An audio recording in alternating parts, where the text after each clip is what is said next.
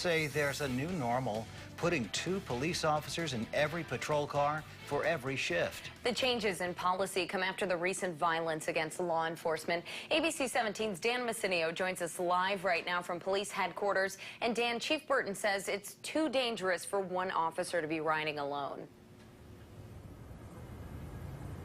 He does. Burton says it's safer for officers to pair up in each car, but he says with the new policy, residents should expect slower response times.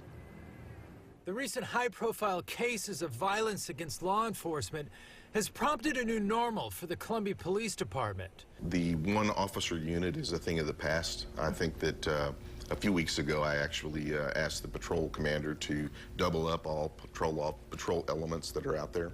So you'll see 2 officers in virtually every car.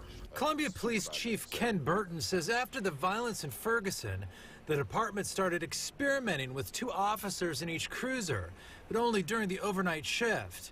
And now with the violent incidents against law enforcement over the past few weeks, Chief Burton has decided to put 2 officers in each car for every shift. But the new policy doesn't come without its issues. Longer response times for lower priority calls. So if you've got a barking dog call, I mean, it's going to be a while before we get there because we have fewer officers. They're doubled up.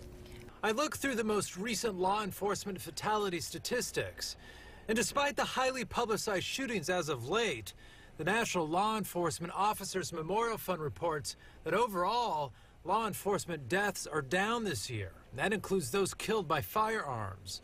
In 2014, more than 30 officers were shot and killed between January 1st and today. This year, 26 officers have been killed with guns so far.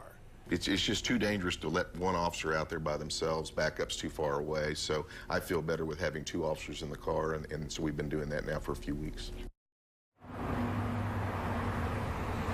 Chief Burton says he's gotten complaints about the slower response times for lower priority calls, but he says those slower response times are a new reality. Reporting live in downtown Columbia, Dan Messinio, ABC 17 News.